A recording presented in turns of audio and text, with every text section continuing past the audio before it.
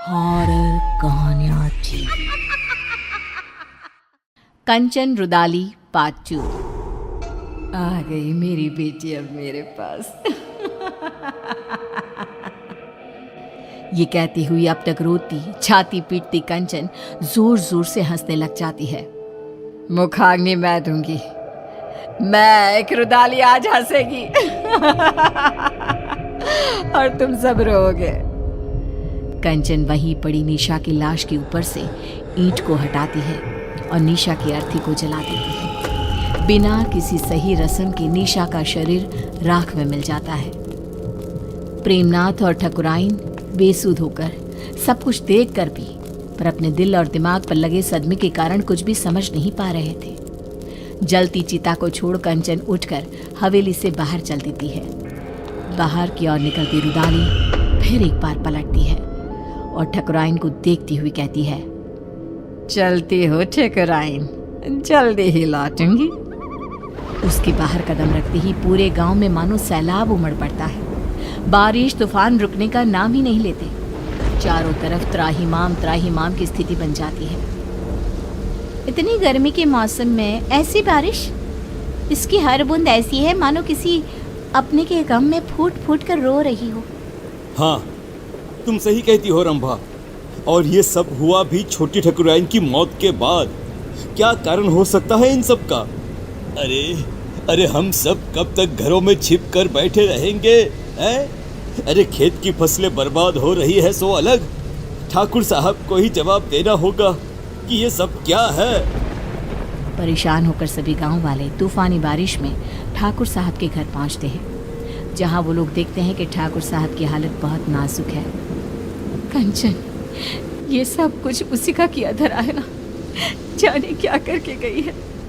जैसे ही उसने हवेली से जाते वक्त कहा जल्द ही लौटती हूँ, तब से इनकी तबीयत बिगड़ते ऐसी हो गई है। शहर से कोई डॉक्टर भी आने को राजी नहीं हो रहे। अब कंचन के घर जाना ही एक उपाय दिखता है।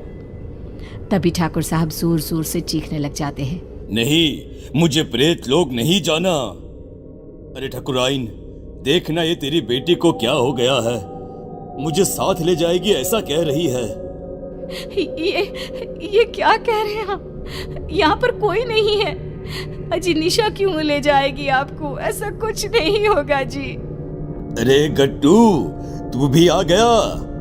देख रही हो ना ठकुराइन, तुम्हारी बगिया संभालने वाला गट्टू आज तेरी बगिया उजाड़ने आया है। ये तो बहुत बुरा संकेत है ठकुराइन। ठाकुर साहब को सब मरे हुए लोग दिख रहे हैं। अरे जिस दिन हमारी निशा मरी थी उसी रात गट्टू भी मरा था। मरे हुए पति को छोड़ फिर भी कंचन ठाकुर साहब की बेटी को रोने आ गई। अजीब सा नहीं लगा सुनकर? क्या वो रुदाली गट्टू की पत्नी है? ये सब क्यों हो रहा है? इसका जवाब बस वही दे पाएगी।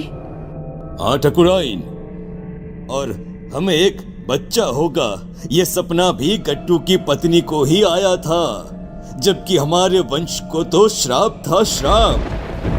तेज बारिश में सभी भीगते भीगते रुदाली की कुटिया के बाहर पहुंचते हैं। तेज बारिश में बाहर औरतें काले कपड़े में अपने बालों को खोले अपने घुटनों पर बैठी जोर जोर से अपना सर घुमा रही थी।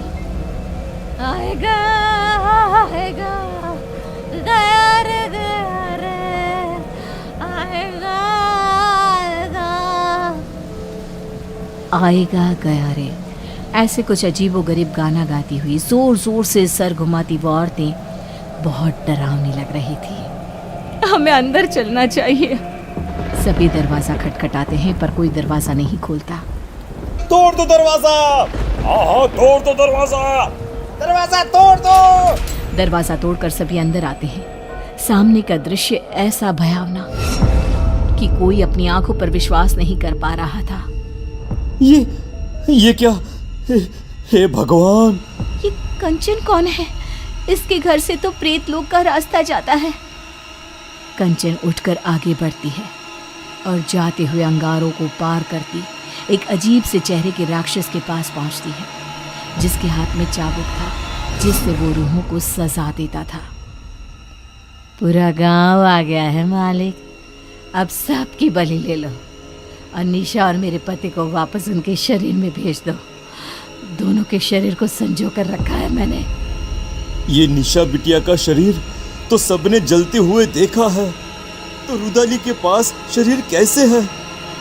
ये क्या राज है?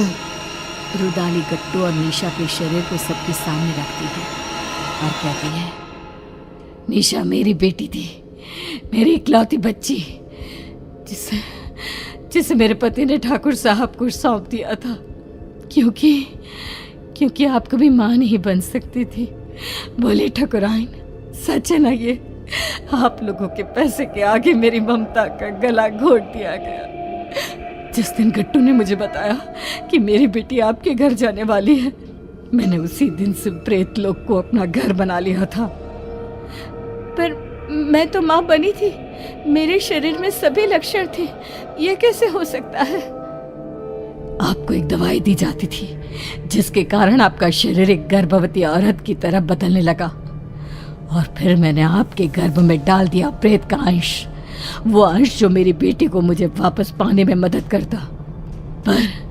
पर तुम्हारे वंशहीन होने के श्राप ने उस गर्भ का नाश कर दिया।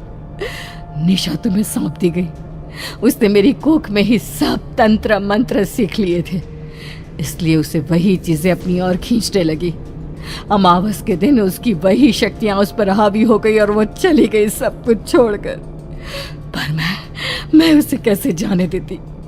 उसकी आत्मा को प्रेत लोक से उसके पिता ने बचा लिया और उसकी आत्मा उसके शरीर में आ गई। पर प्रेत सरकार बहुत क्रोधित हुई, इसीलिए आप सबकी आंखों में धूल झोंक कर मैंने एक पुतले को जलाया, ना कि मेरी बेटी को।